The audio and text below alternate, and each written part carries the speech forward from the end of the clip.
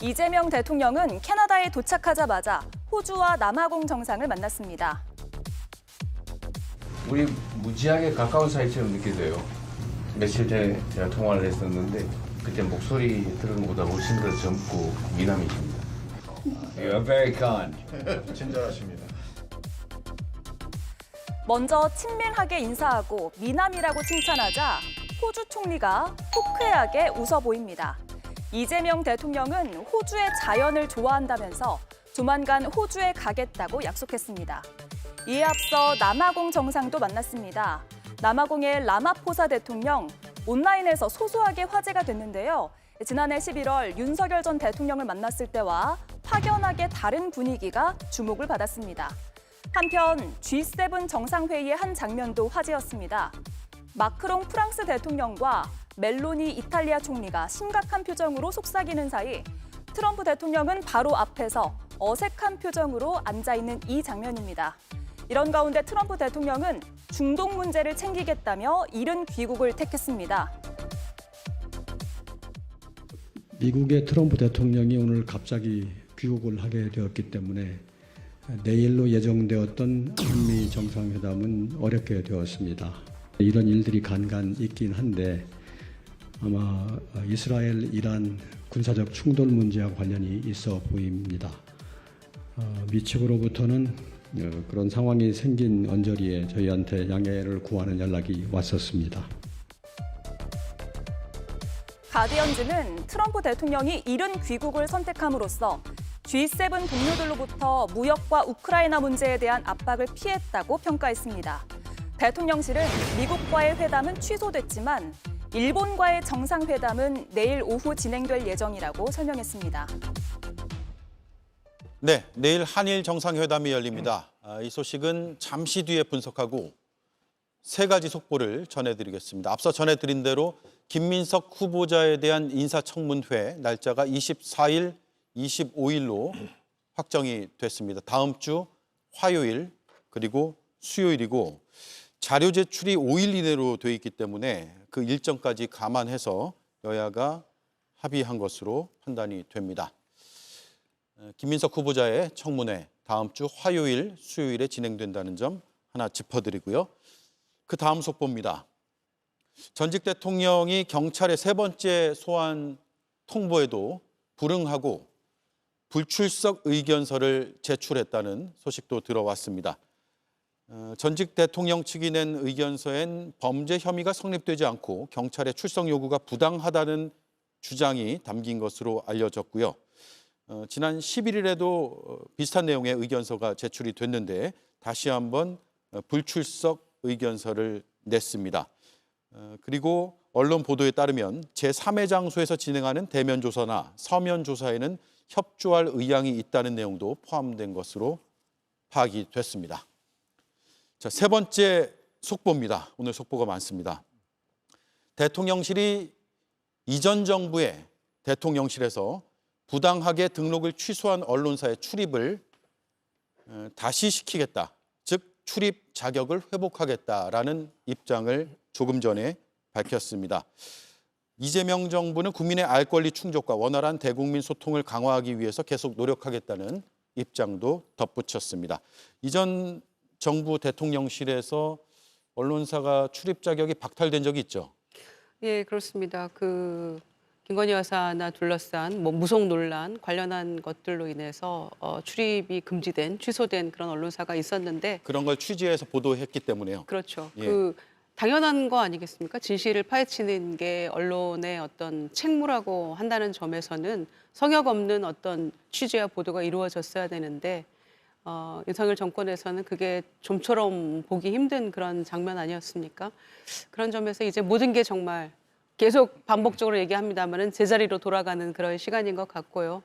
굉장히 환영할 만한 일인 것 같습니다. 앞으로도 언론과의 어떤 소통 계속해서 이렇게 활발하게 이루어지고 과거의 어떤 구태나 악습은 다시는 일어나서는 안 될 일이라고 저희가 반면 교사 삼아야 된다고 생각합니다. 예, 당시에 출입 등록이 취소되면서 언론계에서는 입틀막이다 이런 비판도 했었거든요.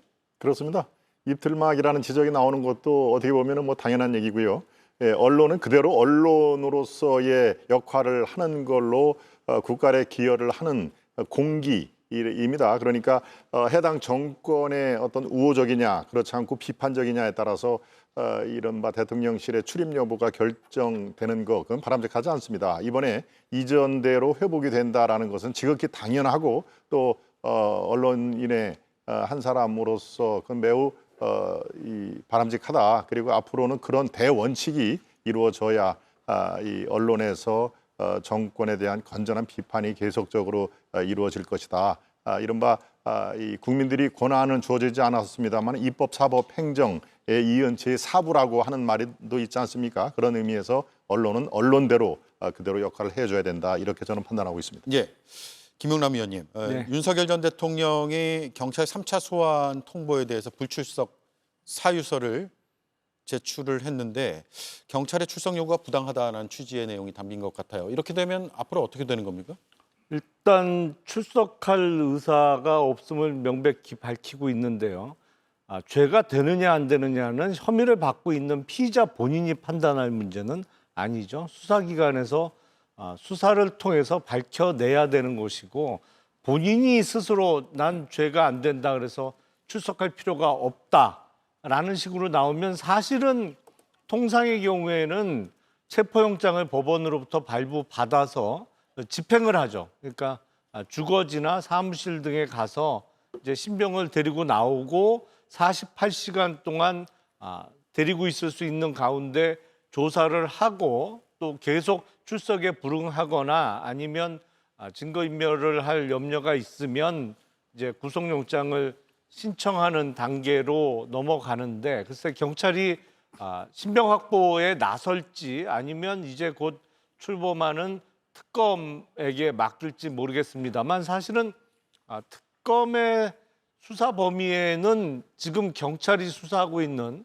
그러니까 이른바 공무집행 방해 혐의는 직접적인 수사 대상은 아니거든요. 네. 그래서 지금 상황에서도 경찰에서 체포영장 신청을 할 수 있는 그리고 해야 되는 상황 아닌가라는 예. 생각이 듭니다. 강제 구인 절차에 들어갈 가능성이 있다. 이 말씀이고요. 김민석 총리 후보자의 인사청문회 날짜가 잡혔거든요. 어떤 쟁점이 예상이 됩니까? 지금 의혹이 너무 많이 제기돼 갖고요. 쟁점이 될 건 굉장히 많죠. 그 재산 형성 과정에서 차명 그러니까 관련해서 뭡니까 차용증. 차용증. 차용증이요. 네, 예. 차용증을 어떻게 작성했느냐 이 문제와 관련해서 굉장히 큰 논란이 일고 있죠. 그리고 뭐 아들의 입시와 관련해서 아버지 찬스, 그러니까 아빠가 국회의원이었기 때문에 사실상 여러 혜택을 봤었던 건 아니냐. 특히 아빠가 국회의원이 아닌 이상 어떻게 자신이 습작 수준으로 했었던 것이 공동 발의가 돼서 제출이 되고 또 국회에서 관련 세미나를 열 수 있었는지 이런 부분도 굉장히 국민 감정선을 건드리는 문제가 되고 있습니다. 최근 들어서는 김민석 후보자가 중국 칭화대에서 석사 논문을 2009년부터 10년까지 1년 동안 받았다고 하는데 그 기간 동안에 국내에서 활발한 정치 활동을 하면서 과연 정상적으로 중국 칭화대 석사 논문을 쓸 수 있었느냐 이런 문제까지 여러 가지 논란들이 있습니다. 그래서 저는 3일 동안 진행돼도 전혀 모자라지 않았다고 생각하는데 이틀로 된 것은 좀 아쉽습니다. 왜냐하면 이게 여야 합의에 따라서 3일까지도 그 진행이 될 수 있는 사안이거든요. 근데 이틀만 한 것은 아무래도 뭐 민주당이 수적 우위가 있다 보니까 진행된 게 아닌가 싶습니다. 예, 다음 주 화요일, 수요일 이렇게 진행이 되니까 일주일 남았네요. 알겠습니다. 이 부분 잠시 뒤에 또 짚어보죠. 관련해서 이재명 대통령의 발언도 있었기 때문에 잠시 뒤에 짚어보고 일단 첫 해외 순방 소식부터 정리를 하겠습니다. 남아공 대통령을 만났고 남아공이 G20 정상회의에 이재명 대통령 초청을 했네요. 의장국이어서요. 네. 이제 정상회담으로 국제 무대의 첫 데뷔전을 남아공 대통령과의 정상회담으로 치렀습니다. 예. 그리고 사실은 뭐 민주화 과정의 어떤 고난과 역경이라는 측면에서 굉장히 좀 비슷한 점도 있었고요. 또 넬슨 만델라 대통령 존경한다 이런 얘기하면서 이제 남아공 하면 딱 상징되는 인물이 만델라 대통령 아닙니까? 이제 그러면서 굉장히 이제 그 좋은 얘기들이 많이 오고 갔고 그런 점에서 G20 의장국이기 때문에 올해 G20에 초청한 게 아닌가 싶어요. 아마 뭐 기꺼이 가시지 않을까 생각을 하는데 남아공과의 관계를 한국과는 또 굉장히 또 깊은 인연이 있습니다. 불현듯 떠올랐는데요. 1997년 민주당의 대통령 후보 선출 대회 때가 생각이 났습니다. 그때 당시에 김대중 대통령이 이제 후보로 선출되는 그런 자리였는데 만델라 대통령의 따님이죠. 송가니 씨가 축하차 참석을 해줬고요. 그때 만델라 대통령이 감옥에서 찾던 시계, 27년간 찾던 시계를 김대중 후보에게 선물로 줬었고 예. 또 김대중 후보는 미국 망명 시절에 썼던 낡은 서류 가방을 또 대신 선물로 전달도 하고 그런 장면이 있었는데 28년 전에 그 추억이 떠올랐어요. 그래서 굉장히 또 민주당 쪽과는 많은 인연이 있었기 때문에 그런 어떤 민주화 과정이나 이런 과거의 인연들을 되새기는 자리도 됐을 것 같고요. 또 그쪽 남아공에 투자한 또 한국 기업도 많기 때문에 투자 확대나 어떤 경제적인 그런 측면에서도 여러 논의가 있었던 게 아닌가 생각해서 이재명 대통령의 첫 국제 무대 데뷔전이 G7 회의였는데 거기에서 남아공과의 어떤 정상회담은 또 남다른 의미가 있는 것 같습니다. 네. 이 대통령은 남아포사 남아공 대통령 만나서 대한민국이 식민지와 군사 독재 계엄을 이겨낸 것처럼 남아공도 어려운 과제를 이겨내고 지금에 왔다 라면서 인연을 강조했습니다. 그리고 앤서니 앨버니지 호주 총리를 만나서 회담을 했는데요. 6.25 전쟁 당시에 호주의 파병을 언급을 했습니다. 목소리 들은 것보다 훨씬 더 젊고 미남이다 라면서 덕담을 건네기도 했습니다. 첫 외교 무대 어떤 점이 특히 눈에 띄었습니까? 네, 전체적으로 물론 워낙 1박 3일 일정으로 짧은 시간이라 전체적으로 평가하기에는 참 그렇습니다만은 무난하다는 그런 평가를 받았습니다. 대통령 취임 이후에 불과 열흘 만에 저런 가장 그 세계적인 빅 무대를 가서 아주 자연스럽게 지금 하고 있다 하는 얘기입니다. 미국 트럼프 대통령과의 어떤 정상회담은 뭐 불발이 됐습니다만은 글쎄요, 지금 국내 여의도에서는 이재명 대통령의 그 바라보는 시각이 다양합니다만 그 중에 하나가 눈치가 가장 빠르다라는 그런 대목도 있습니다. 민주당 쪽에서 제가 여러분들한테 얘기를 들은 건데 그만큼 뭐 좋은 뜻으로도 익힐 수가 있는 것이죠. 어떤 상황에 대해서 어떤 상황 파악이 민첩하다라는 그런 평가도 있습니다만은 예. 저 G7이라는 얘기는 바로 IMF 기준으로 세계의 7대 강대국입니다. 예, 미국, 영독풀, 이탈리, 거기 아시아라는 유일하게 일본과 주체국 캐나다가 들어가는 세계적인 7대 강국의 어떤 그 대표 대통령과 총리와 당당히 맞설 수 있는 뭐 그런 것들로 충분히 데뷔전을 무난하게 평가를 하지 않았느냐 하는 생각이 듭니다만은 워낙 글쎄요 이 짧은 기간에 대한민국의 이재명이라는 프레지던트가 이런 사람이구나라는 그 특징 본인의 어떤 강점을 마음껏 발휘하기에는 여러 가지 제한적인 요소가 있었다 이렇게 저렇게 평가를 하고 기간이 싶습니다. 짧다.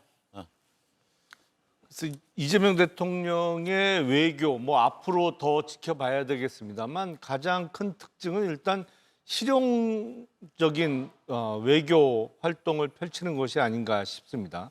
뭐 일정에서도 바로 드러납니다만 1박 3일이에요. 그러니까 오고 가는 비행기에서 잠을 자야 되는 일정이고 이게 크게 대비가 되는 것이 지난 윤석열 정부에서는 대통령의 해외 순방 예산을 너무나도 빠른 시기에 다 소진해 버려 갖고 사실은 예비비에서 어마어마한 돈을 갖다 쓰지 않았습니까? 예. 근데 최대한 비용도 줄여가면서 정말 회의가 열리는 그 시간만 체류하는 그래서 바로 또 끝나고 돌아오면 국내 일정을 소화해야 되는데 가장 큰 특징은 뭐 돈이 적게 드는 경제적이고 실용적인 외교를 시작했다 이런 생각이 듭니다. 예.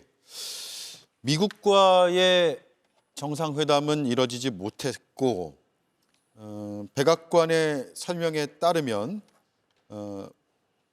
한미 정상회담이 어려워진 것을 우리 쪽에 먼저 양해를 구했다고 하네요. 백악관에 따르면이 아니라 대한민국의 대통령실에 따르면이라고 제가 말씀을 잘못 드렸습니다. 트럼프 미국 대통령 왜 갑작스럽게 돌아갔을까요? 오늘 제일 궁금해요, 이 사안이. 국제사회에서도 큰 그 화제가 됐죠. 마크롱 프랑스 대통령이 이제 트럼프 대통령이 미국에 급거 귀국하는 것을 두고 이스라엘과 이란의 휴전 논의와 관련한 논의를 급거하기 위해서 귀국했다라고 얘기를 했는데 정작 트럼프 대통령은 그런 목적이 아니다. 오히려 머치 비거 된 대시라고 그보다 더 큰 일 때문에 본인이 귀국하고 있다 이렇게 얘기를 했어요. 그래서 정확한 그 귀국 원인은 트럼프 미국 대통령이 밝히지 않았기 때문에 지금 확인할 수는 없는데 미국 보도를 보면요, 뉴욕타임스가 이런 보도를 했더라고요. 그 이란 핵시설에 벙커버스터를 투입할 수도 있다. 이 벙커버스터라는 게 뭐냐면 지하 60m 시설까지도 이 폭탄을 투하하면 폭파시킬 수 있을 정도의 파괴력이 아주 큰 폭탄인데 이것을 이란 핵시설에 투하할 수도 있다라는 보도가 나오는 걸 보면 지금 트럼프 미국 대통령이 암시하는 게 그것은 아닌지 이런 우려되는 대목도 있습니다. 그러나 아직까지 왜 이렇게 급히 귀국했어야 하는지에 대해서는 백악관에서는 밝히지는 않고 있습니다. 예. 제가 보기엔 그 워낙 G7 정상들하고 사이가 안 좋잖아요. 마크롱 대통령하고 트럼프 대통령하고 사이 안 좋은 건 유명하고 그리고 지금 정상회의가 개최되고 있는 캐나다가 사실은 그 트럼프 대통령이 뭐 미국에 뭐 주가 되라 뭐 이런 얘기를 했는데 지금 그 캐나다의 마크 카니 총리가 선거에서 이른바 미국과의 어떤 분명한 절연 내지는 미국에 맞서겠다고 하면서 선거를 이겨서 총리가 된 사람이거든요. 그러니까 주최국 정상하고도 사이가 안 좋아서 제가 보기엔 여길 가나 저길 가나 관계가 불편한 정상들하고만 계속 마주쳐야 되니까 이란 이스라엘 전쟁 핑계대고 조금 일찍 돌아간 거 아닌가라는 생각이 듭니다.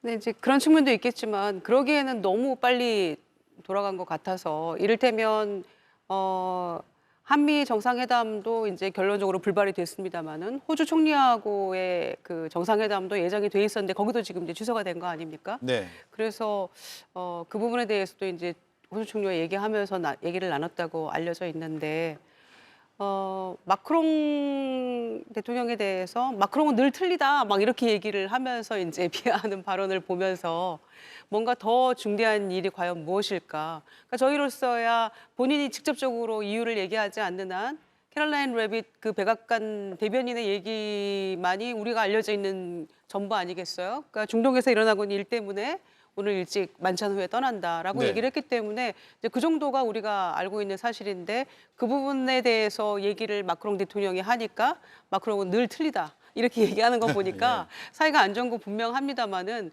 과연 그러면 도착하자마자 이제 NSC 회의를 연다고 하는데 이란 이스라엘 전쟁에서 이 휴전에 대한 논의 외에 더 중요한 일이 과연 무엇일까? 굉장히 큰 문제가 있다라고 하니까 그리고 또 정상들과의 어떤 회담도 다 지금 불발인 채로 돌아갔기 때문에 오늘 내일 사이 금명간에 아마 이유는 밝혀지겠습니다만은 하여튼 이 이유 때문에 마크롱 대통령과의 관계는 매우 좋지 않다는 것을 이 그 에피소드라고 해야 될까요? 이것 때문에 더욱 드러나게 된 건 사실인 것 같습니다. 딱 하나의 이유로 의견 통일은 안 되는 것 같고 여러 가지 이유가 있겠죠. 복합적인 이유로 급거 귀국을 했을 것 같아요. 김동건 의원은 어떤 이유가 있다고 생각하십니까? 그렇습니다. 이게 딱 잘라서 이거다라고 얘기하기에는 지금 이 단초가 잡히지가 않죠. 이 7명 정상 정말 다 보기 싫은 사람들인데 야 이거 핑계거리도 좋다라고 얘기를 했을 수도 있겠습니다만은 저는 꼭 그거 플러스 알파의 요인이 있다. 알파는 한 이틀 정도 뒤에면은 그래서 이런 게 있구나라는 게 뒤늦게 사후에 밝혀질 가능성이 매우 높다. 저는 이렇게 생각을 합니다만은 우리 입장 이재명 대통령의 입장에서는 저는 그렇게 나쁠 거는 없다고 생각합니다. 특히 트럼프 대통령이 지금까지의 한 그 언행을 쭉 보면은요, 기선제압하는데 매우 능합니다. 또 마크롱 그 대통령과의 또 이 밀고 당기 이것은 아주 유명하지 않습니까? 그러니까 첫 만남에서 물론 덩치도 산같이 큽니다마는 아주 첫 인상을 굉장히 강하게 심어줌으로써 모든 그 뒤에 나올 그 회담 이런 것들을 유리하게 하기 위한 그런 거에 매우 능한 비즈니스맨 출신 아니겠습니까? 그리고 이재명 대통령 이제 취임 후 열흘 간 넘은 상황이기 때문에 준비를 집중적으로 많이 했겠습니다마는 절대적으로 시간이 부족합니다. 그렇기 네. 때문에 뭐 까마귀 날자 뭐가 떨어진다고 오히려 우리에게는 나쁠 것은 없다. 그리고 귀책 사유를 따지자면 이건 트럼프의 귀책 사유입니다. 더 크고 세계적인 평화를 위해서 뭐를 한 그런 게 있다 손치더라도 이게 매우 이례적인 그 하룻밤도 안 자고 그만 간 거기 때문에 결과적으로 귀책 사유는 트럼프에 있다. 그래서 저는 24일부터 시작되는 나토 정상회의에 이재명 대통령이 참가하기를 저는 바랍니다만은 그때 조금 더 우리가 준비를 해서 정상회담을 하면은 오히려 그게 큰 복으로 돌아올 것이다. 저는 그렇게 긍정적으로 생각하고 있습니다. 예, 오히려 준비할 시간을 벌었다라고 볼 수도 있겠군요. 이재명 대통령의 이제 남은 일정을 한번 정리해 보겠습니다. 일단 내일 이시바 시게루 일본 총리와 회담이 예정이 돼 있습니다. 한국 시간으로 내일이고요. 뭐 여러 의제들은 우리가 추측도 가능하고 예상도 가능한 그런 범위 내에 있습니다. 어떻습니까? 가장 큰 쟁점 혹은 회담의 화두 뭐가 될까요? 한일 정상이 전화 통화하고 이제 첫 만남이죠. 그런데 트럼프 대통령하고 이시바 총리하고 한 30분 만났다고 하는데 관세 협상 관련해서 뭐 이렇다 할 성과를 내지는 못한 것 같아요. 네. 그러니까 아마 어떤 논의를 했느냐라는 얘기도 좀 물어볼 수 있을 것 같고 우리가 이 만남이 불발된 거에 대해서 그렇게 조급해할 필요도 없다라는 생각도 듭니다. 만났지만 미일 간에 특별한 성과가 없었기 때문에요. 기본적으로 한일 관계는 굳건한 한미동맹을 토대로 해서 한일 협력하고 한미를 공조한다는 게 외교의 기본적인 기조 아닙니까? 그리고 일본과의 관계는 굉장히 이제 강화해야 된다. 그러나 과거사 문제나 독도 문제에 있어서만큼은 비판할 건 비판하고 정리할 건 정리하고 간다라는 그런 투트랙 전략이기 때문에 내일 만나서도 아마 그런 기본적인 어떤 외교적 입장, 방침에 근거해서 얘기를 할 것 같고요.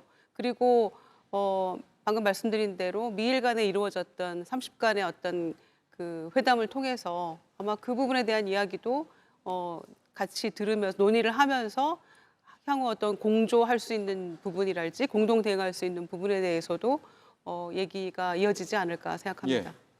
사실 다자 회의 중에 이루어지는 양자 회담은요. 그렇게 큰 성과를 기대하기 어려운 정상회담입니다. 시간도 대략 20-30분 정도밖에 되지 않기 때문에 깊이 있는 속내를 이야기하기 어렵죠. 근데 내일 일단 한일 정상회담이 열리게 되면 이재명 대통령 취임 후에 처음이잖아요. 통화는 했다고는 하지만 일본이 갖고 있는 이재명 대통령에 대한 외교 정책에 대한 우려가 좀 있었을 겁니다. 아무래도 후보 시절부터 했었던 행보라든가 과거 야당 대표 시절에 일본과의 관계가 좀 정치적으로 이렇게 민감한 문제들이 많이 있었거든요. 또 문재인 정부 시절의 대일 정책이 상당히 후퇴했다라는 평가도 있었기 때문에 이 부분과 관련한 논의 정도는 할 수 있지 않을까. 그리고 올해가 1945년에 우리가 광복이 됐으니까 광복 80주년이 되는 해입니다. 더 뜻깊은 해인 만큼 이 광복 80주년에 과연 앞으로 건설적인 한일 관계를 어떻게 마련해 갈 수 있을 것인가. 이 정도에 대해서는 잠깐 이야기를 하는 계기가 마련되지 않을까 싶습니다. 예. 워낙 시간이 길지 않을 것이기 때문에 역사 문제나 그동안 양국 간의 관계에 있어서 문제가 됐던 부분에 대해서 두루두루 언급하기는 시간이 매우 부족할 것이고요. 제가 보기엔 아무래도 지금 코앞으로 다가온 관세 유예의 종료 시점, 이제 불과 20일도 안 남은 것 같거든요. 그래서 미국 트럼프 대통령이 일방적으로 발표했던 관세 그리고 또 일방적으로 선포했던 유예와 관련해서 한일 간의 어떤 공동 대응 내지는 일본이 먼저 그 부분에 대해서 이야기를 나눴기 때문에 그와 관한 질문과 답변이 주가 되지 않을까라는 생각이 듭니다. 예. 네. 일본과의 관계, 이 한미일 지금 이재명 대통령의 외교 물론 실익, 국익, 실용주의 이런 그 키워드가 있습니다만은 참 그 제가 생각하기에도 난마가 얽혀 있다라고 보여집니다. 이른바 한미일 동맹도 당연하다라고 이 대선 기간 캠페인 기간에 여러 번 얘기를 했습니다. 한미일 이건 너무 당연하다. 그래서 얘기를 잘 안 하는 것이다라는 취지의 얘기를 했고요.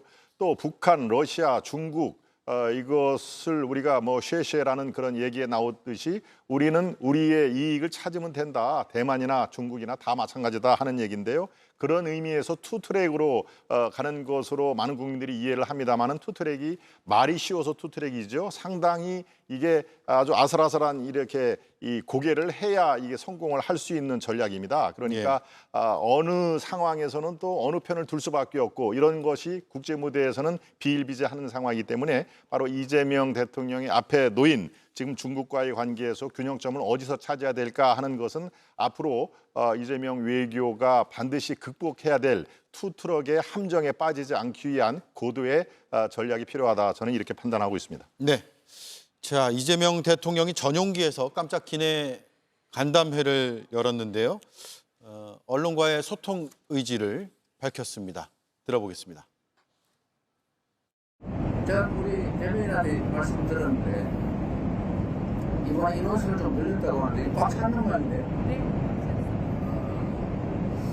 그리고 전에보다 숫자를 늘렸다고요?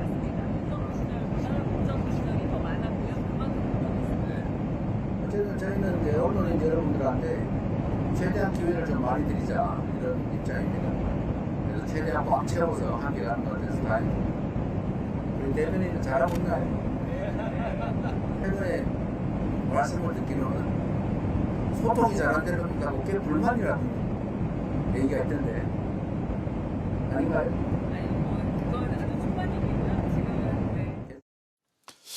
네, 언론과의 소통 의지 밝혔고요. 그리고 앞서 전해드린 대로 대통령실에선 전 정부 대통령실에서 출입 자격을 박탈한 언론사의 출입 자격을 회복했다는 소식도 연이어서 이어졌습니다. 자, 그리고 바로 보신 그 자리에서 김민석 국무총리 후보자에 관한 질문이 있었는데 곤란한 질문이라고 운을 떼면서 이렇게 답을 했습니다.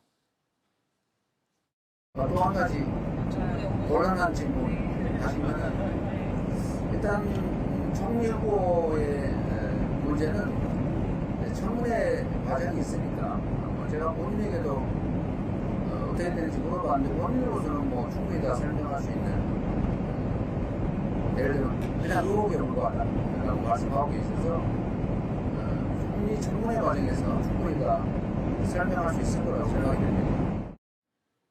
네, 본인에게 물어봤는데 충분히 다 설명할 수 있는 그냥 의혹에 불과하다라는 답을 들었다. 따라서 청문회에서 충분히 설명할 수 있을 것이라고 생각한다라고 밝혔습니다. 청문회 일정도 잡혔고요.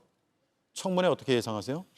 예, 다음 주 24, 25 이틀에 아마 많은 국민들이 관심 있게 어느 청문회보다도 지금 이 총리 후보자에 대한 그 의혹 이것은 지금 여러 개를 꼽을 수가 있습니다. 열 손가락도 모자랄 정도로 할 수가 있습니다만은 일단 청문회를 지켜보겠다라고 하는 것은 이재명 대통령이 공을 넘긴 거라고 볼 수가 있습니다. 지금 상황에서 나에게 결단을 지금 묻는 거냐 이건 아니지 않느냐. 그리고 내가 물어봤다 청문회에서 다 소명이 가능하다라고 이재명 대통령은 실제로 청문회에서 더 이상 추가로 아주 결정적인 그런 한 방이 나오지 않을 경우에는 뭐 당연히 강행을 할 그 것으로 보입니다. 그것은 뭐 오광수 민정수석이 이미 낙마를 했기 때문에 총리까지 낙마를 하면은 초반 임기 초반에 개혁 동력 이것은 뭐 급격히 바람이 빠지는 것이니까요. 그런데 바로 이런 것을 저는 얘기를 하고 싶습니다. 청문회의 이틀 동안을 이제 이른바 많은 것을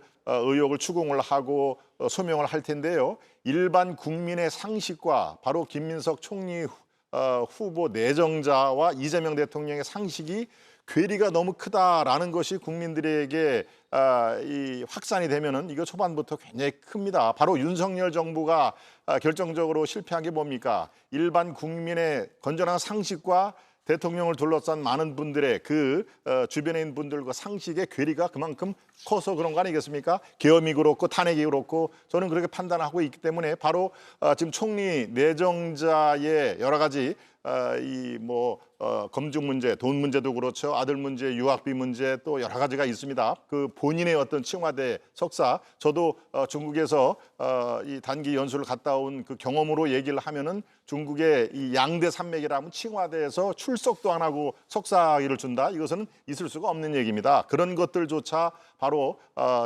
그 국민들을 설득을 하기 쉽지가 않을 것 같습니다. 그래서 우리가 갖고 있는 국민적 상식과 바로 총리 내정자 이재명 대통령의 상식의 괴리가 이틀 동안 굉장히 크구나라는 것이 국민들께서 인식이 되시면은 상당히 어려울 것 같다라는 그런 점도 있고요. 물론 그 임명 강행은 하겠죠. 그렇지만 초반 그 개혁 동력에 따라서 상당히 후폭풍이 있을 수 있다. 저는 그렇게 판단하고 있습니다. 예, 다른 의견은요?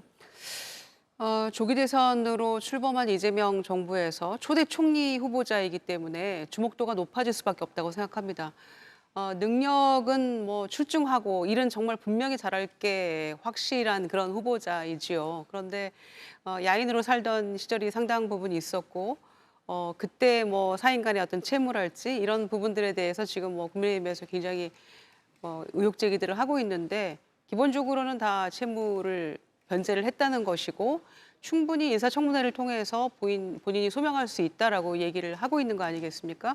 더군다나 대통령이 이제 이런 뭐 보도나 이런 것들을 다 충분히 대통령도 봤을 테니까 그 부분에 대해서 물었더니 본인이 소명할 수 있는 부분이다라고 얘기를 한 거죠. 네. 만약에 소명할 수 없는 부분에 대해서 그렇게 자신감 갖고 얘기했다 그러면 이거는 이 정권에 대해서 굉장한 지금 치명타가 될 수도 있는 부분 아니겠습니까? 그래서 본인이 충분히 자신하고 있고 또 이거를 바라보는 어떤 국민들의 눈높이에서 그럴만했다라는 정도로가 소명이 된다면 저는 뭐 총리로서 일을 수행하는 데는 뭐 아무 문제가 없다고 보기 때문에 24, 5일 청문회에 모든 것이 달려 있다. 네. 저는 이렇게 판단합니다. 예.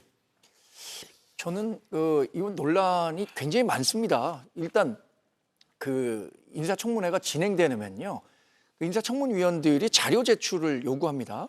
근데 자료 제출과 관련해서 지금 김민석 후보자가 대단히 비협조적이라는 보도가 계속 나오고 있어요. 철저한 인사검증을 받겠다. 그리고 인사청문 과정에서 본인이 다 해명할 수 있다고 했습니다.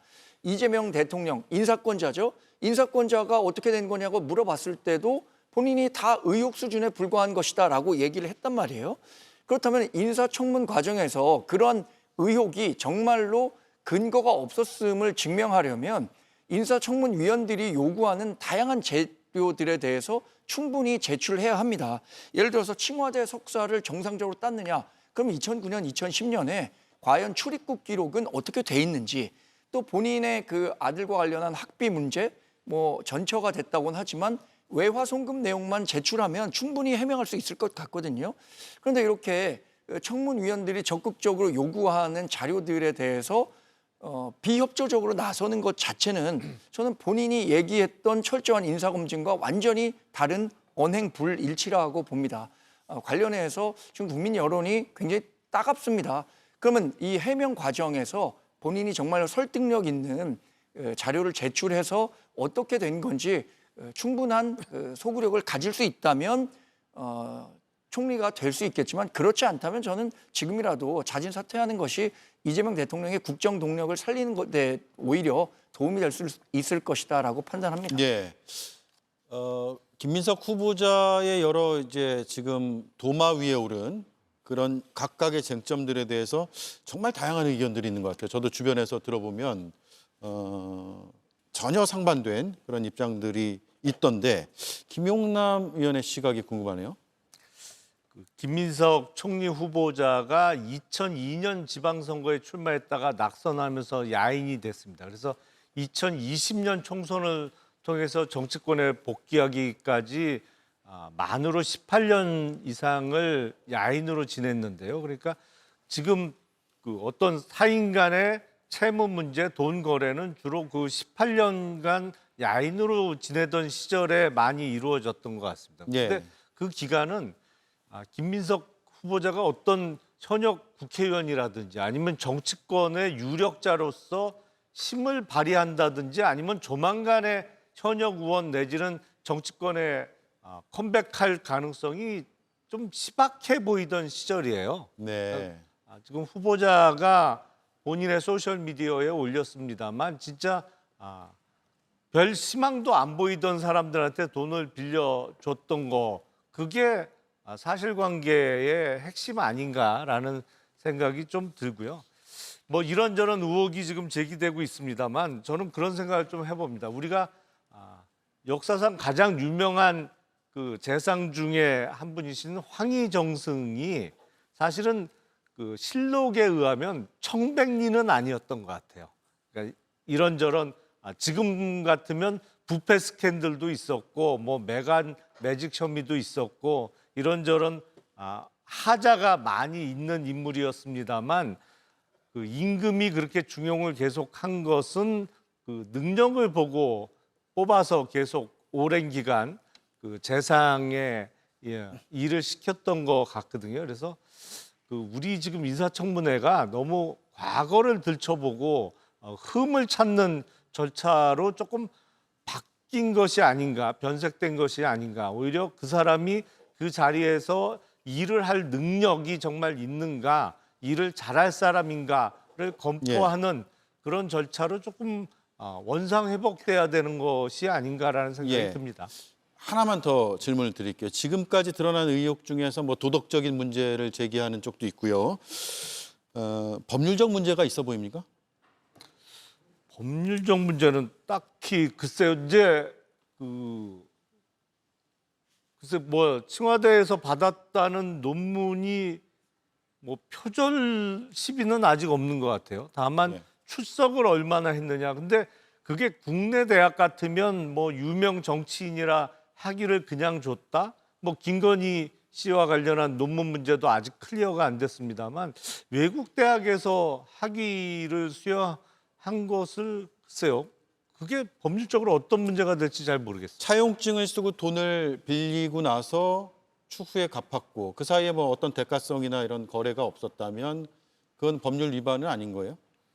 그렇죠. 근데 다만 이제 오랜 세월 그 정치를 그 전에 했던 사람이기 때문에 그게 정말 채권 채무 관계가 아니고 받을 생각 없이 줬다고 하면 뭐 정치자금법 문제를 제기할 수는 있겠습니다만 당시 김민석 후보자의 상황은 그 피선거권도 제한돼 있던 기간이 꽤 길었거든요. 그래서 출마를 하기가 어려운 상황에서 이루어졌던 채권 채무 관계라면 글쎄 법률적 문제는 딱히 떠오르는 건 없습니다. 예, 알겠습니다. 황희정승과 비교한 것은 우리가 왕정 시대에 영의정을 안 치는 것과 자유민주주의 시대의 선거로 뽑히는 그 선거 과정 또 그 전체적으로 고려한다면 좀 지나친 비약이라는 생각이 들고요.